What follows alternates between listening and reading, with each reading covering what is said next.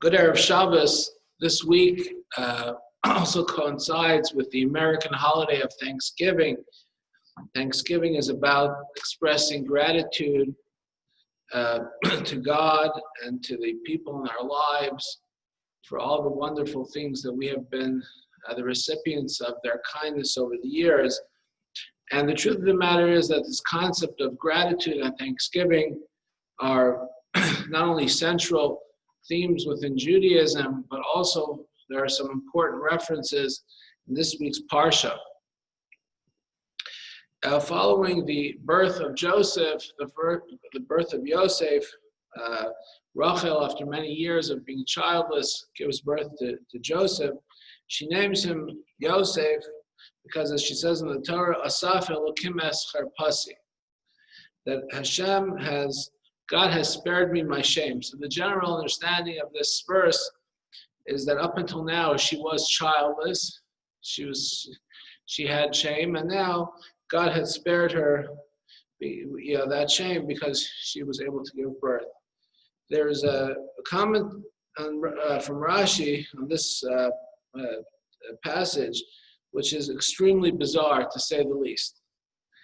And Rashi brings down a medrash which says that what Rachel had meant when she said that God spared her shame is that when a couple is in a home by themselves, just a husband and wife, and something breaks, or there's some food that was eaten, and the husband would come home and say, "Who ate my favorite cookies?" or "Who broke this jar?" And the wife sometimes feels uncomfortable.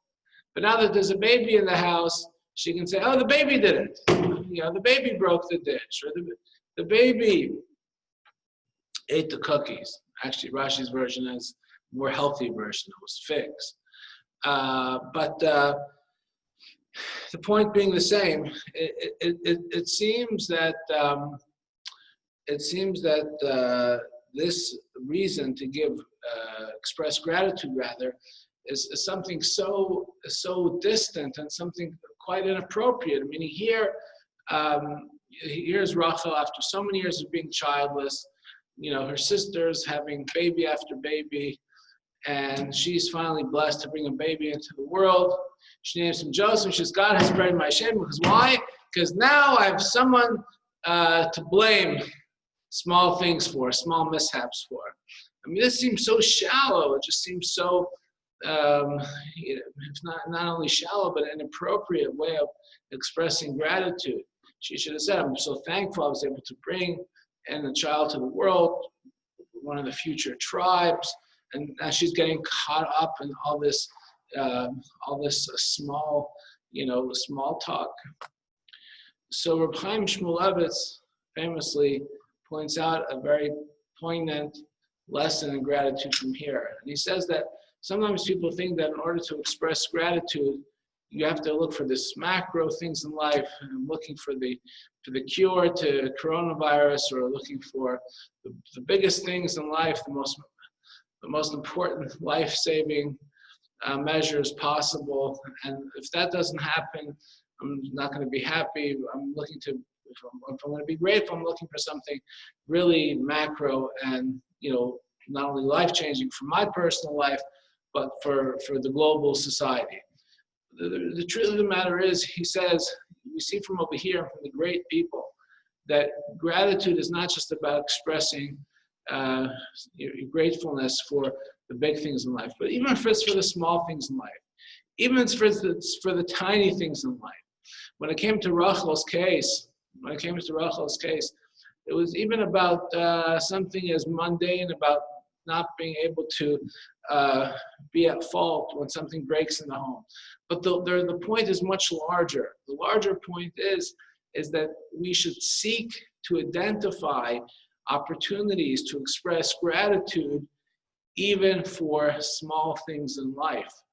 And I think this is a tremendous lesson, not only in general, but particularly as Americans gather for Thanksgiving, especially this year. It's a difficult year. It's a year of a pandemic, and there's a lot of stress in the world.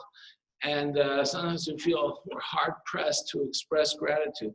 It behooves us to re-examine our lives and to identify those small things for gratitude. And it's important for those things to always, we should always be cognizant of. And I just want to share an idea that I heard from somebody that that really not only helps a person get into more of a gratitude mindset, being more grateful, but actually gives the person the ability to draw from that in more challenging times. So the idea is to designate something called a gratitude box. So the gratitude box is literally a physical container where you store grateful memories.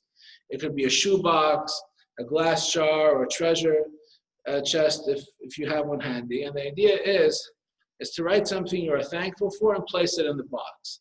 You can do it every day or simply when you feel inspired.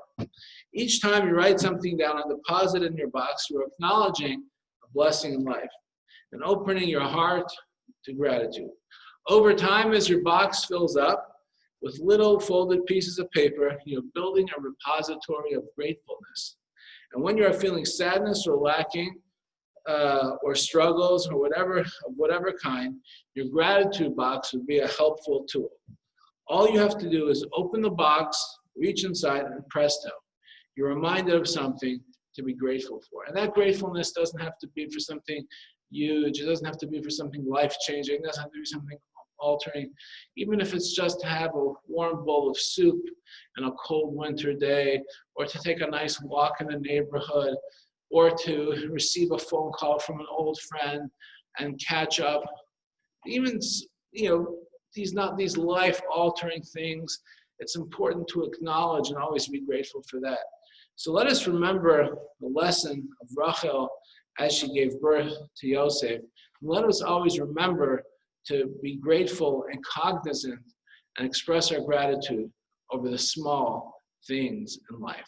I wish you a happy Thanksgiving and a good Erev Shabbos.